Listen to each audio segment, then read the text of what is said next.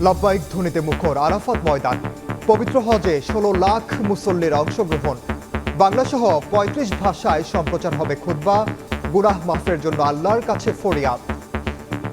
রাতে মুজদালিফায় অবস্থানের পর কাল সকালে জামারায় পাথর নিক্ষেপ।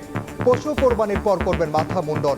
ব্যবস্থাপনা নিয়ে সন্তোষ। আমরা যে তাঁবুগুলোতে আছি, সুযোগ সুবিধা ভালো আছে। যে মানুষজন এসি এবং তাঁবুর মধ্য থেকে ইবাদতবন্দি করছেন। সবার জন্য ইনশাআল্লাহ দোয়া করতেছে, সকল মুসলিম উম্মার জন্য। দোয়া করি আল্লাহ তাআলা আমাদেরকে হজ মাবরুর নসিব করুক। সবার হজ যেন আল্লাহ পাক কবুল করেন।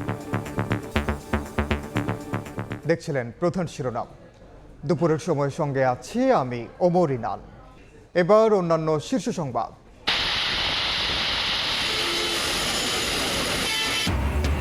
বৃষ্টিতে ঈদযাত্রায় তীব্র ভোগান্তি। ঢাকা, টাঙ্গাইল ও ময়মনসিংহ মহাসড়কে যানজট। ঝুঁকি নিয়ে ট্রেনের ছাদে যাত্রা, শিডিউল বিপর্যয়। লঞ্চে গাদাগাদি, আকাশপথে ফ্লাইট বৃদ্ধি।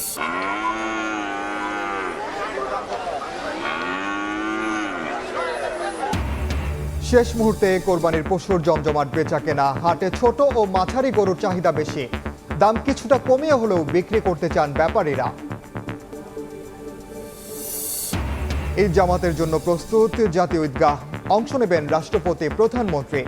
সিসি ক্যামেরা আওতায় পুরো এলাকা। সারা দেশে নামাজ নির্বিঘ্ন করতে কড়া নিরাপত্তা। জঙ্গল সলিমপুরে চেকপোস্টে হামলায় দুর্বলতা শিকার র্যাবের। অতীতে আইনের শাসন না থাকায় রাষ্ট্রের ভেতর গড়ে ওঠে আরেক রাষ্ট্র, বলছেন মন্ত্রী। নির্মূলের ঘোষণা।